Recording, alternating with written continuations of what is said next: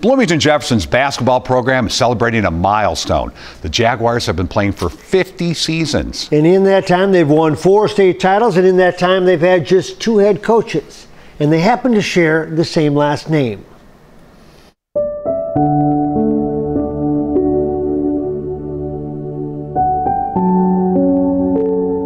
For now 50 years, they have taken the floor. Fasten your seatbelts, everybody. The AA championship. 50 different Bloomington Jefferson High School basketball teams, but only 2 coaches and 1 name. Jack Evans started it in 1970. West side of town was being developed more. East side, and I had been a couple of years at Kennedy.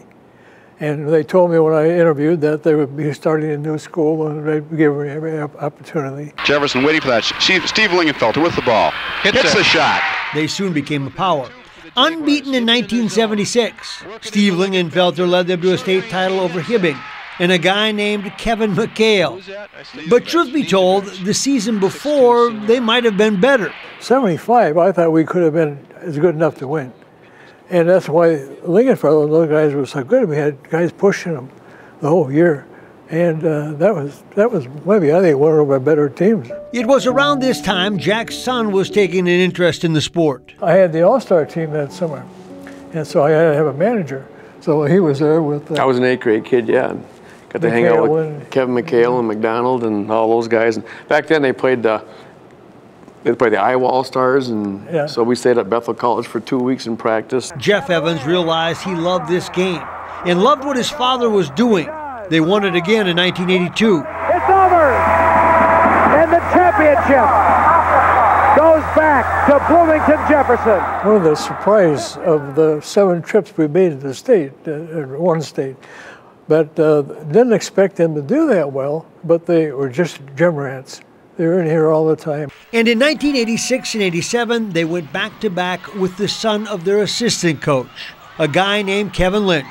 And when I was a little kid, I didn't dream about getting to the NBA or playing for the Gopher basketball team. I dreamt about playing high school basketball here for Jefferson because I looked up to my older brothers, I looked up to my father, I looked up to the Evans family. Lynch and a few others have decided to produce a documentary on the 50 years of the Evans family and Jaguar basketball. You forget until you look at it how much success there's been here. What comes to mind when you look at these banners?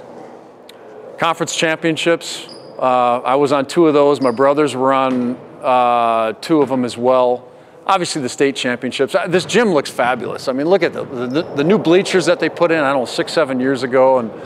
And yeah, I mean, just look at this gym. This is fabulous in here. You can't beat this. Because the Evans father-son duo has seen it all. And this is a year to reflect on a long ride. Well, I know when I started teaching here, I'd been around Hall of Fame coaches, him and Tom Satterdown and Bruno Wallner, our football coach, and I learned a lot from Sats and I team taught together. So I learned a lot from him too, just on ways to incorporate maybe some of the things he does in hockey into basketball and just pick their brain on different things too. And this Christmas, the memories will come flowing back. I was fascinated by those teams and those players, and not just my brothers, but their teammates and the coaches, and I kind of lived and died by their success. But mainly they will remember the people, the ones that made this unthinkable father-son journey so memorable, the ones that will return and remind them of what cherished basketball lives they have lived. Because every Christmas Eve day, we practice in the morning. We're down at 9 o'clock or so. And any kids that want to come back, we let them play. And one year we had 45. And it's just like a kid in a candy store. You know, you get back and see it again. Look at that celebration, ladies and gentlemen.